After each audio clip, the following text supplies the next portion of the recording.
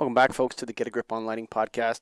Today's show, we have Dan Blitzer. Now, why this man has never been on the Get a Grip on Lighting podcast before, and I think we're like 200 episodes in, is anybody's guess. But anyway, Dan Blitzer is the principal of the Practical Lighting Workshop, founded in 1993. So that's going back a bit in terms of the lighting years. Lots changed since then.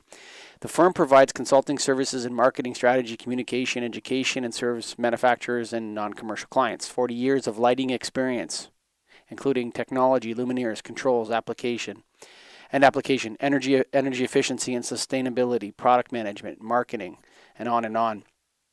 Dan serves on the steering committee of the Next Generation Lighting Systems, a project of the Pacific Northwest National Laboratory, friends of the show, and he is a member of the Lighting Agora. That's right, what Butters is working on now.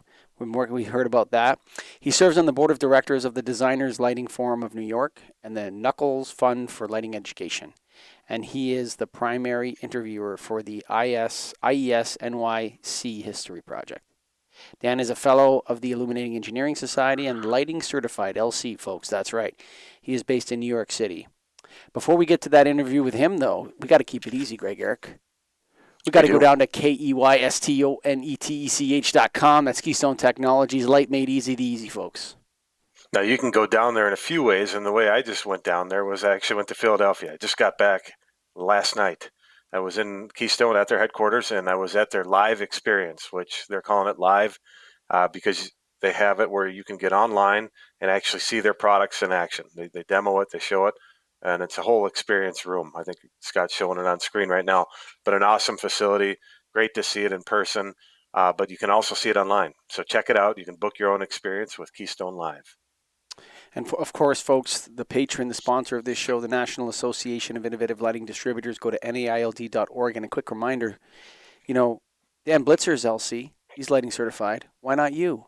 That's right. Why not get this industry's PhD in lighting? And check out the ncqlp.org, Greg Eric. I think their exam's coming up in a month and a half or something like that. Yeah, November. Get after it. Get after it. ncqlp.org. What do you got, Blitzer? Well, just that. Actually, excuse me for a moment. I'd like to open with a tribute to Paul Hafner. Hey, cheers to that. Absolutely. Don't have a cup. Paul was for many years the lead educator for the NAILD. And Paul was a mentor to me when we both worked at what was then the Philips Lighting Application Center. And he taught me a great deal about learning. And I think I talk about being involved in education, but of course it's really all about learning, isn't it? And Paul was all about learning. He was a lifelong learner. And one of the things that's made the NAILD education products so valuable was his commitment to learners experiencing light so that they could learn by their own doing. And that's had a pretty important influence on me over the years. So here's to Paul. Cheers. Rest in peace, Paul Hafner. Another thing about Paul that was really interesting is he had an air of authority about him when it came to education, where he demanded more of his students. And I don't know if that's as common as it should be. He would press people to get educated and push them, like politely in a good way, but also in a way that when I see you next year at the convention, you're going to have passed this course, right? Then we're going to move you on. That is so valuable in education, that the motivation, the belief in the student, the not accepting the procrastination, the not accepting not success. And Paul's legacy is all over nailed. And, we really pray for his family. Everyone misses him. Yep. So Paul liked to say that his formative experience was selling vacuum cleaners door to door. And that gave him, I think, the ability to relate both to sellers and to buyers. And one of the workshops that we did together was called the Better Sellers, Better Buyers workshop, because after a little bit of thinking, not very much, we figured out that they both needed to learn the same things. And so we could mix buyers and sellers in the same groups and have them both take away essentially the same experiences and Mhm. the same techniques all the way through. It was really worthwhile to have worked with him. Was that Oh something you man. did at Phillips? Yes, Paul was already there. We met when he was running the center, and I was brought in as a guest instructor for one program. But later, when they changed to a larger faculty, Paul was one of the faculty, and I came on board as well. So I worked with him until he left Phillips about 10 years later. See, I love that idea of combining the buyers and the sellers, and I think that's needed now more than ever. Because our biggest struggle as a lighting professional is unfortunately selling quality lighting right now. It's very difficult to get the buyer to understand what quality lighting is and to appreciate it. And I think getting them together in an environment like that would be needed, but there aren't any environments like that anymore that I know of. You know, Well, I think that's right.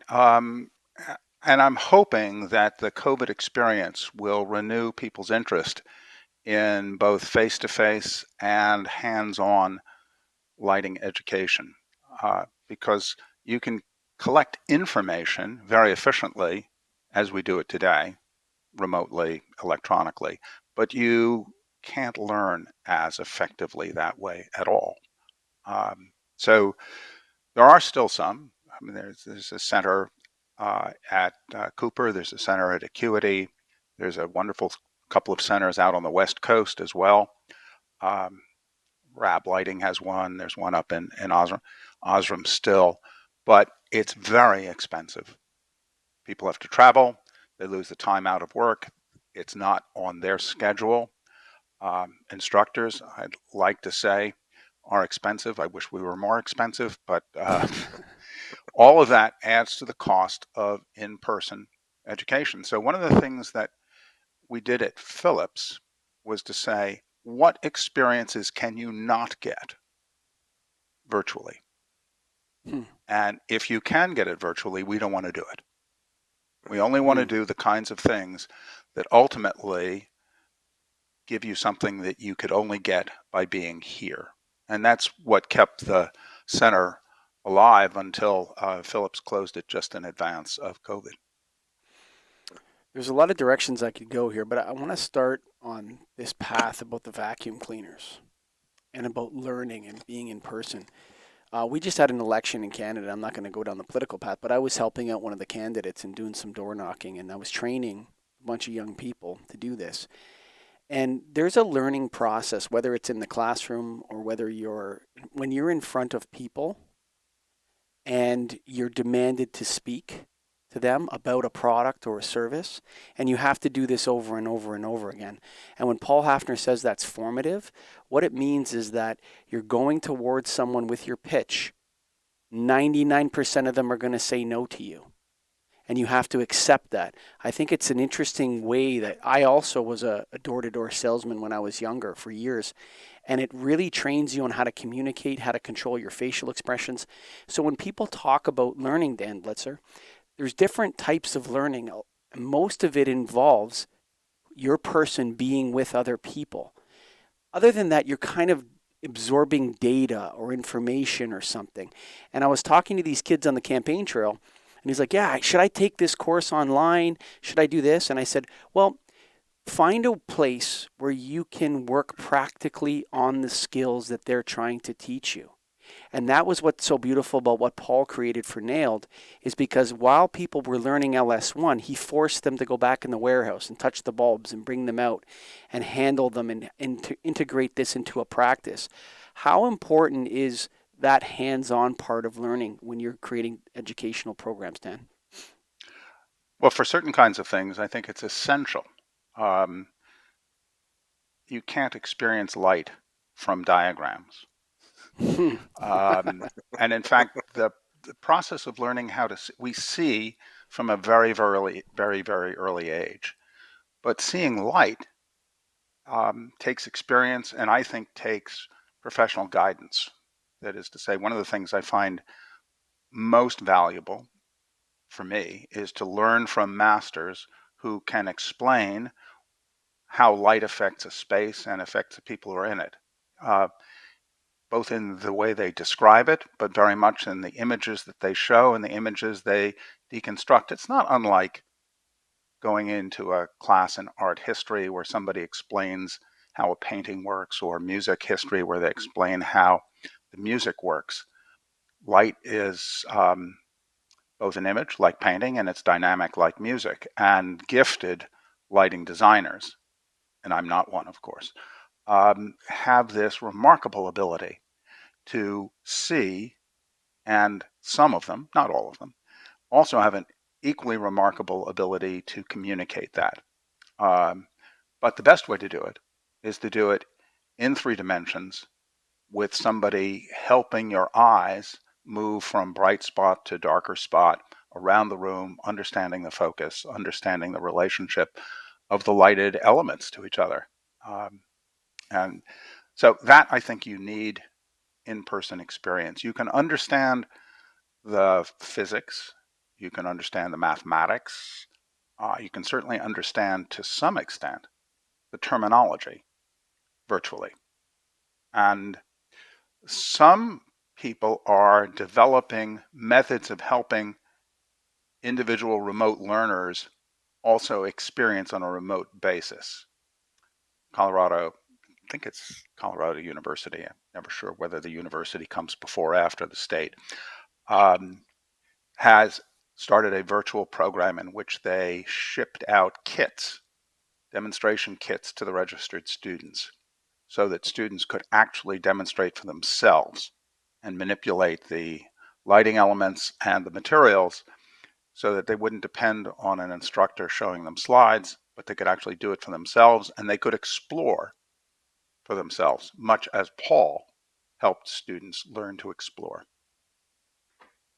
We just spoke with Sandra Vascones. I think that's from the University of Colorado Boulder. Is that what you're That's talking correct. about? Yeah. Yeah. And she Yeah. was one of the principal investigators for this project, which, by the way, was supported in part by the Knuckles Fund for Lighting Education, which gives grants to lighting programs around the country to either develop or enhance their programs, and also to support faculty. The idea of bringing customers and um, distributors, contractors, whoever, into a space to discuss the technology. I can't see a better application for that than various health effects of lighting, whether that be to prevent slips and falls, whether that to be circadian photobiology, cueing, these types of things. Can you see a? I mean, I made a statement, but would you agree with that statement? I think that's probably the place where most of the confusion could be cleared up. Well, I think there's some very interesting things going on in that. There's, of course, ongoing research in a number of institutions, as well as outreach programs to communicate the, if you will, street level aspects of the research, as well as the more serious parts of it. But there are also efforts to equip students with light meters, personally held light meters that are designed to measure light at or near the eye, where of course it counts for circadian stimulus. One of the programs that's doing that is at the New York School of Interior Design, also incidentally partly funded through the Knuckles Fund for Lighting Education. But that is a different approach than learning about it. And of course, you can also learn about it by, if you will, being aware of your own rhythms, being aware of your own light intake at the eye, and being sensitive to it. It helps to have a background in the principles: duration, time of day, quantity, color, location, etc. But just being mindful of how light affects you can be really significant. Now, you guys are all, it appears, in enclosed spaces. Do you have windows? Yeah. Yes, This is a So, sound studio, so no, it's yeah. soundproofed. I do. Yeah. But you know what Dan Blitzer is saying, Greg Eric? He's telling everyone to take their sunglasses off. Well, no, I'm not, actually. I try to spend several hours outdoors every day, but at my age, my eyes are sensitive uh, to brightness, so I'm constantly wearing tinted glasses of one sort or the other. So I'll give you an interesting comment. So my wife and I are both working out of home, and we have two locations.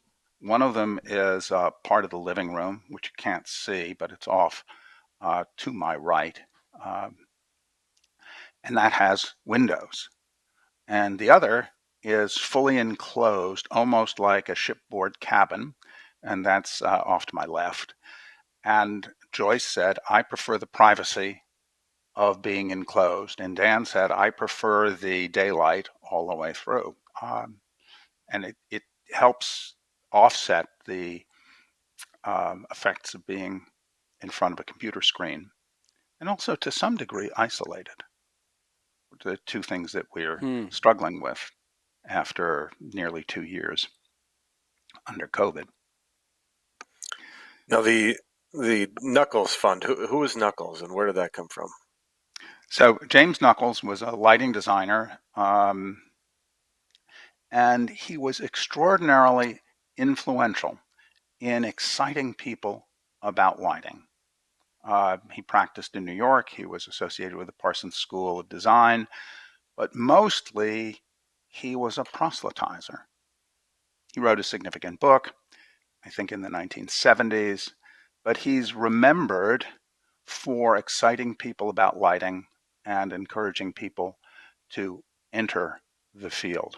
The Knuckles Fund was um, started by a number of his colleagues, notably Jeffrey Millam and Gary Gordon, both also lighting designers in New York, and has been supported by members of the lighting community um, with small and large donations all the way through. The New York section and several other sections of the IES are contributors. The Designers Lighting Forum of New York is a contributor, and many others have raised money for the fund.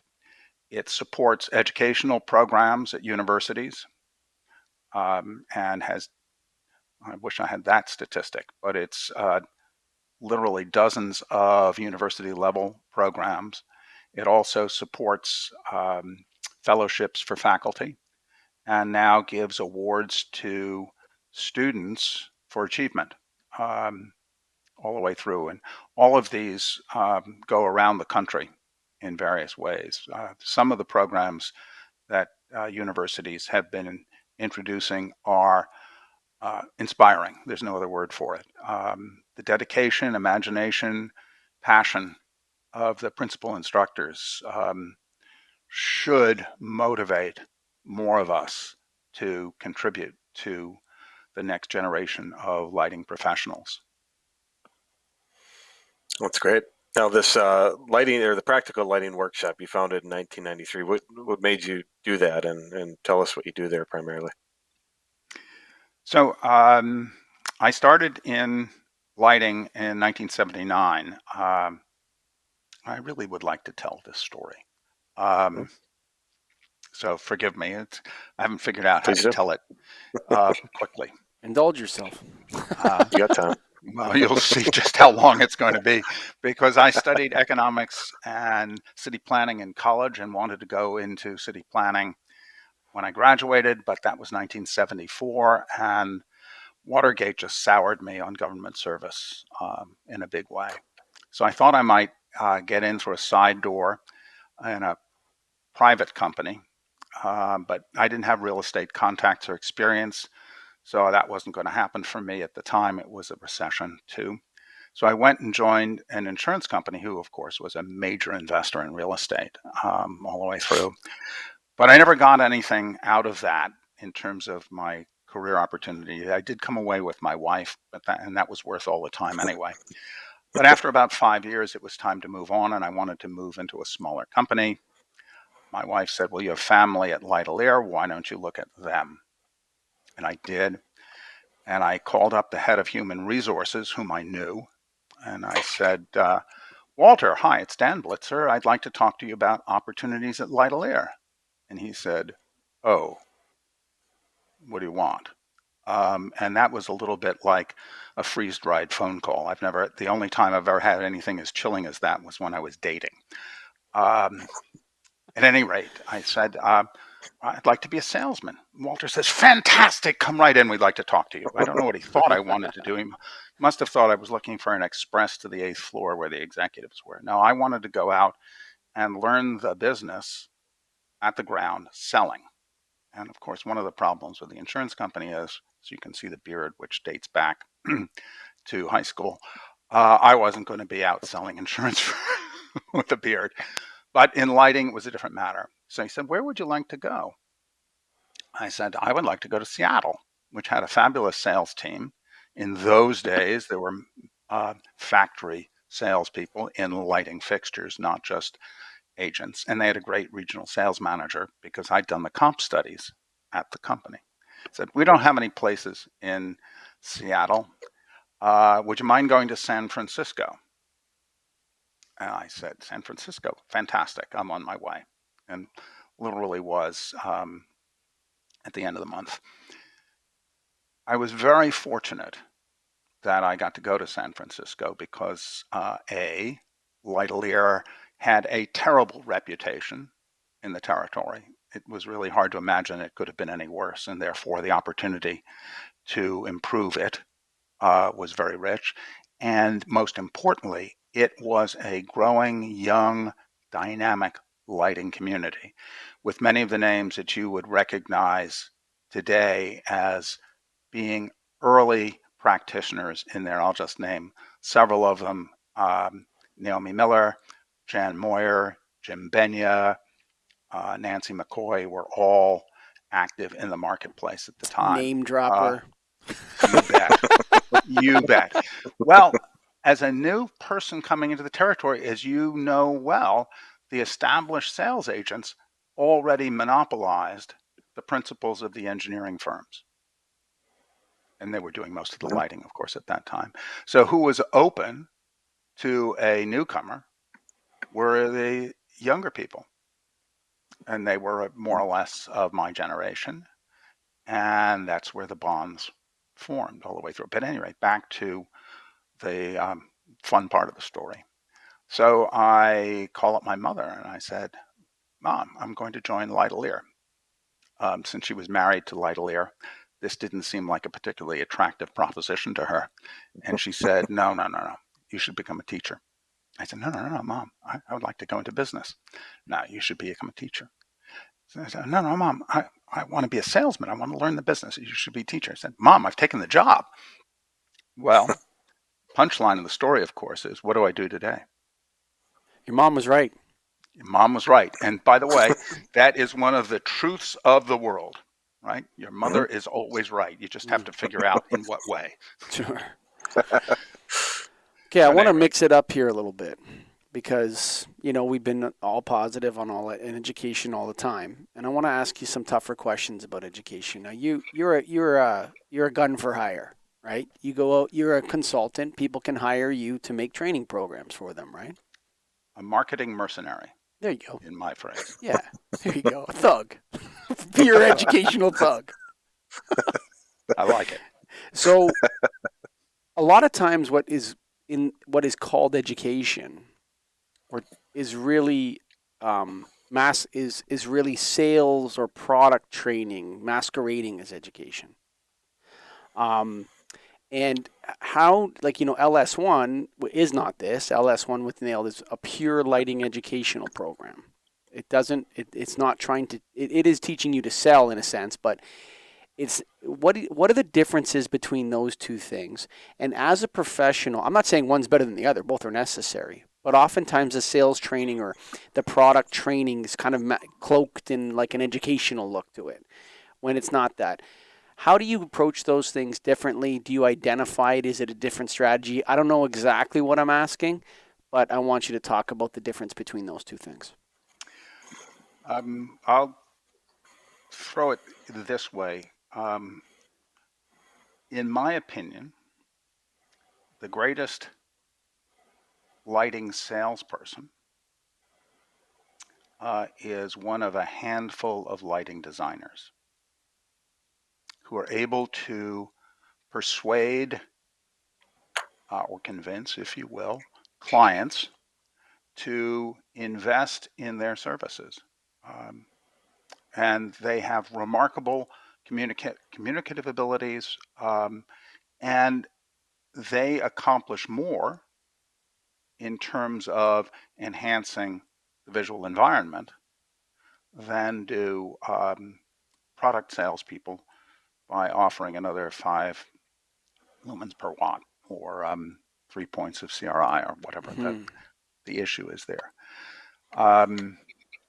Now, remember, I began as a salesperson. Mm-hmm. I love salespeople. I think, and I guess I can include myself in this, we contribute significantly to the well-being of the world around us as communicators. Mm-hmm. However, if you simply wanted to impart sales techniques, certain disciplines, uh, and training people how to probe for questions, how to handle objections, how to manage your time, the techniques that make for, if you will, professional salespeople, how to manage a contact book, for example, and expand it. You don't need somebody who's steeped in lighting. It's true. But if you want to communicate a sense of confidence in what you're talking about, you have to be able to demonstrate that you understand the fundamental benefits of the products you're offering. And that aspect of education, because fundamental benefits ultimately turn on the fundamental properties of light for people, for spaces, and for economy, etc. You have to do some education. So we can think about the difference between education, that is somebody learning related to experience, and has a great deal to do with understanding and um, doing and training, which also has to do with understanding and training, but of a much more focused element. So returning to Paul and Dan at the Philips Lighting Application Center, which also, by the way, included a number of other people, notably Mark Rausch, who effectively took Paul's seat at the LAC. And then Mark and I continued. A substantial part of what we did was training. That is to say, helping people, both buying and selling, get comfortable with doing certain kinds of tasks repetitively. There's only a certain amount of repetition that you can actually do in a short program, but it was fundamentally training rather than pure education. But there was also plenty of education. One of my favorite experiences there for incoming students at virtually every level, and we had programs with high school students, university students, contractors, facility managers, designers, went through an experience of lighting in which they went through the Philips facility, which was fabulous in this sense, and engaged in 6 different small group exercises in which they would observe, measure, and characterize what they saw. They used light meters, they used scoring sheets, and they really did it all themselves. And this made the fundamentals of light and the beginnings of the vocabulary meaningful Mm-hmm. and engaged people. As Paul used to say, I want to have lifelong learners. And that means when somebody leaves this course, they don't feel they've learned everything. They feel like they're ready to learn more Mm-hmm. all the way through. I don't know if Greg, that answers your question. it doesn't, but that's okay. It just expanded it a little bit. No, we're just taking the topic here. So you had just traveled to Keystone, um, Hmm. and what you were doing there was this sort of this product training I was talking about, right? And Right. that's extremely valuable for salespeople because now they can see what they can use in the field when they're out talking to clients and that. But without that fundamental education of lighting, so they need to go together, Greg. And so if you Oh go yeah, there with a bunch of people that don't know anything about lighting, it's going to be meaningless to them. You know, for sure. you're not gonna take anything away from it, Dan. Where you went to Philips and you learned about their ceramic metal halides or whatever it was back in the day with Paul. You learned, oh, this is more energy efficient. The lamps last longer. They produce whatever more of this, and here's the price point, and this is the kind of customer that might be interested in this. You need to understand lighting and be in sales. It's kind of like there needs to be there needs to be product training with education throughout your career while you're practicing, and that's how you get to this place where Greg and I are, where we have all this knowledge, but we have no idea how we acquired it. So one of the interesting conversations with Paul about ceramic metal halide is why, given that the quantity of light was lower, um, did it give you better visibility all the way through? And the number of technical answers to that. But fundamentally, if once you teach people about lumens and foot candles and lumens per watt, it's very difficult to then give them a more complicated or softer answer. So you'll appreciate this. Um, by the way, were you at the Philips facility? No, I've never been there, Okay, Greg. so I'm You? going to describe one Nope. of the different rooms. This is a room that Paul himself put together based on models from Philips in Europe. And there were room had a left side and a right side with a giant screen that pulled across it. And he had HID light sources up in rotating drums so that they could all stay on, because of course you can't turn on and off HID lighting Mm-hmm. comfortably, with discs that would cover the ones that you didn't want to see. Mm-hmm. And he would set up a situation in which high pressure sodium was on one side of the screen and ceramic metal halide was on the other side of the screen. And the difference in the quantity of light was roughly 1/3 more from the sodium side. Mm-hmm. And so you would look at black and white text and ask which was more visible, and you got some favorable responses. Couldn't really tell whether the students who were experiencing this knew what we wanted them to say, because of course there were some obvious commercial reasons for this. But then Paul came up with a jelly bean test. And he took 2 bowls of jelly beans, and you would bring the bowl under the sodium. And the question was, can you count the orange jelly beans? There were orange and yellow ones in the bowl, and people struggled. And they brought them back to the metal halide side, and all of a sudden, the difference between the orange and the yellow was crystal clear, and they could count it in no time flat. Hmm. And so they learned, if you will, the experience of this, and it made the discussion of spectrum and balance in the spectrum, which is really what was important in that case, real to them. And they could then use this to communicate why a enhanced color, if you like that expression, light source was a better choice than a limited color choice. Yeah, it makes it And so that, brutally obvious. um, well, we like to say sweetly obvious, but yes, following with the thugism, that works for me. So, what do you recommend if somebody's new to lighting today? Like, what do you recommend they do to get educated, Dan, with all your experience and all the changes that have happened? What do they want to do with their lives? I think there is no single answer for people. If you want to go onto the commercial side, I would say, first of all, opt for a career choice or path that will put you into field sales. the best way to understand lighting is to understand what customers are going to use it for. Amen, brother. Totally agree with that. All the way through. Mm-hmm. And this may be a little bit controversial. If you are a high school student interested in pursuing a career in lighting, if you're the 1 in a million people at that level who's interested in this, remember we have 300 million people in this country, so that's not quite as trivial a number as it sounds.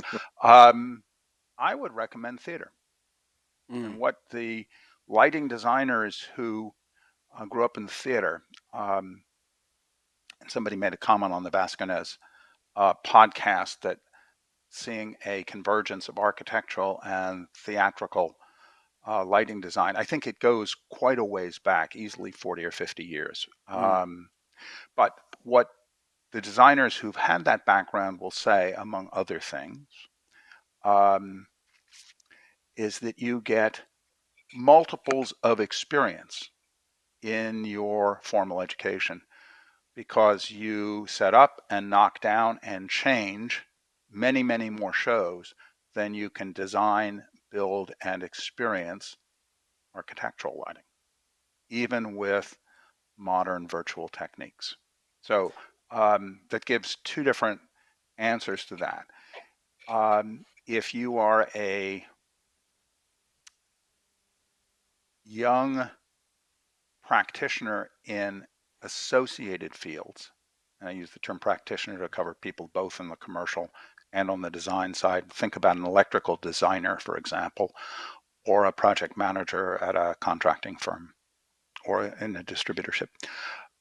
There are really many, many education opportunities for this. But as you observed, it's very hard to get in-person, face-to-face experiential ones.